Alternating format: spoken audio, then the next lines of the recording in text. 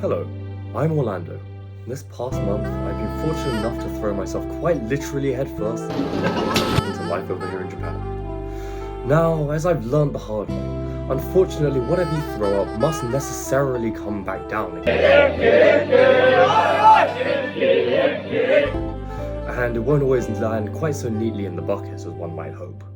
This world is filled with so many weird and wonderful people that far more competent people have made far more videos than I have fingers and toes to count about how to succeed and how to best fit into life over here in Japan. Now, all I can do, unfortunately, is teach you a little that I've discovered about the secrets behind weaponized incompetence and how to turn your mishaps and misadventures into something a little less tragic. So without further ado, grab your salaryman body pillows, strap up, and let's learn how to.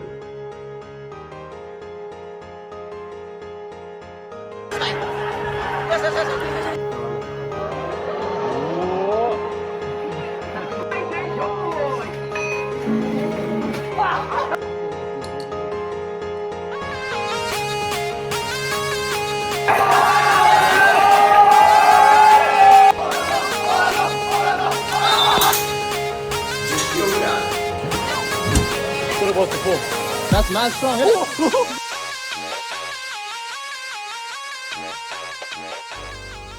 I get it. It's the magical new country of Japan-a-land, with vastly different cultures and values than you'll find anywhere in the West.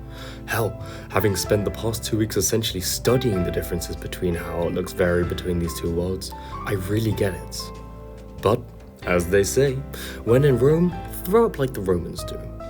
They also say that all roads lead to Rome, which might explain the surprisingly high density of imitation Italian restaurants no matter where you go, but that's besides the point. The point is, you shouldn't be ashamed. The worst thing you can do is build yourself a neat little fishbowl to hide out in with similarly exotic fish, and forget the sea, more or less completely ignore the greater aquarium you thrust yourself into. Since you're already here, let the natives see you, touch you, smell you. And while I'm sure that some of the local girls might be interested in the mystique of the rare and solitary gaijin, you're not going to make any friends if you decide to become a hikikomori out of embarrassment or the desire to keep Bigfoot sightings to a minimum. So hang out, live a little, breathe the same air, just try not to be too weird about it. I remember overhearing one guy saying that he came to study female Japanese anatomy, and it really wasn't a good look.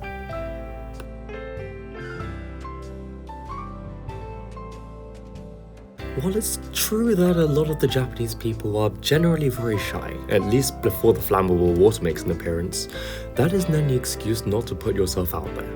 Sure, one of the appeals of Japanese society is the almost tangible reservation and distance that the concept of mewaku gives people normally, enhancing that impression of politeness and respect going around. However, as a sogaijin yourself, people almost expect you to be barbaric, so use it. The ability to gaijin smash your way through a lot of the subtler machinations of society will offer you some great opportunities to achieve a lot in not very much time at all. For example, the joge kanke doesn't apply to you, which means that not only are you a-okay to talk to anyone regardless of seniority, assuming you aren't making a nuisance out of yourself. It goes without saying, but while you don't need to be as reserved as some of those you might see, by no means should you ever be outright rude or disrespectful. Gauge what your company's like and how they're reacting to you and go from there.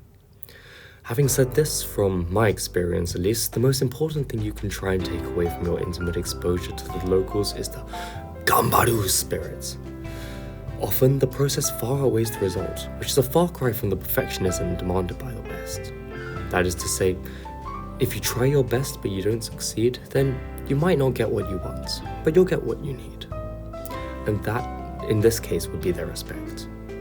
And this generally applies to Japanese. Don't try and hold back out of fear of getting it wrong. Put it all out there and see what goes right. Odds are they'll massively appreciate your effort no matter how broken it is. And you get your practice, so everyone wins.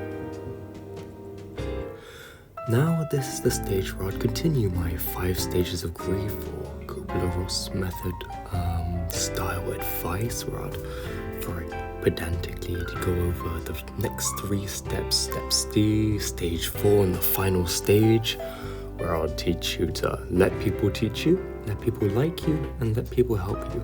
But it occurs to me that I've already run over the 5-minute marker with set, and I've also run out of time to edit this video.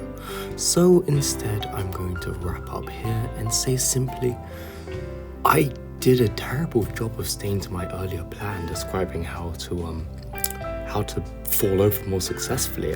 This had more of an extended metaphor to do with drinking and falling and the various methods, falling in love with the country, and all of that sort of good thing. But let it be known there was a plan, and I'm going to wrap it up just around here. So thank you for watching. I'm not going to ask you to like and subscribe because this is not that sort of video, but I see the 6-minute mark quickly approaching, so goodbye. Thank you for your time.